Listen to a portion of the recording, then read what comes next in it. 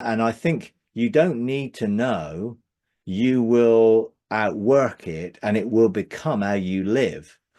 And you are growing in the spirit, you're functioning in the, you're seated with Christ in heavenly places, you're operating there, even if you're not aware of it cognitively.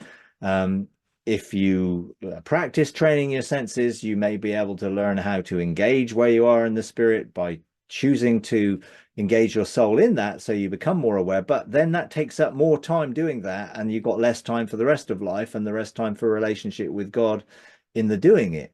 So personally, I don't do that very often. I just function in the spirit, but my spirit causes my soul to be prepared, have information, knowledge, which is imparted when I need it.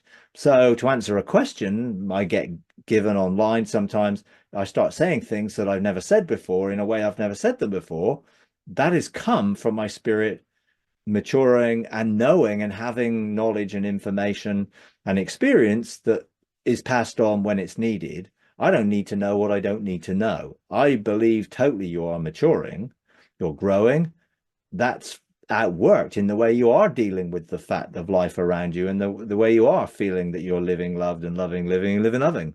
I think that's the evidence that you are growing maturity, and the governmental aspect of it, and what am I doing governmentally in the kingdom of God, there may be aspects of that that are outworked on earth as you overcome things around you, and as you don't allow those things to affect you, and as you're not influenced in a negative way emotionally to it. That's evidence of that. But also there's things that we're doing in the spirit that is in heaven, so it can outwork on earth through our lives. And as you see things outworking through your lives, definitely go for that. In terms of outworking things in your life that are inherited things, I think communion is still the best way of doing that.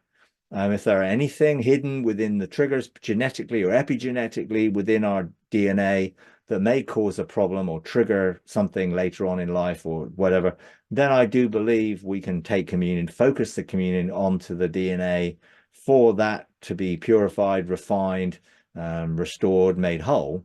And living in communion, I think ultimately means we're living in the health of that and not affected by it.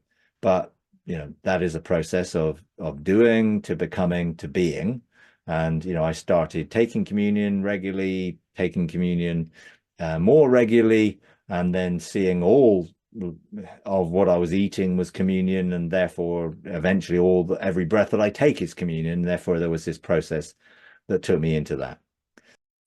If you enjoy these videos, would you please take a moment to like, comment, and subscribe? It really does help.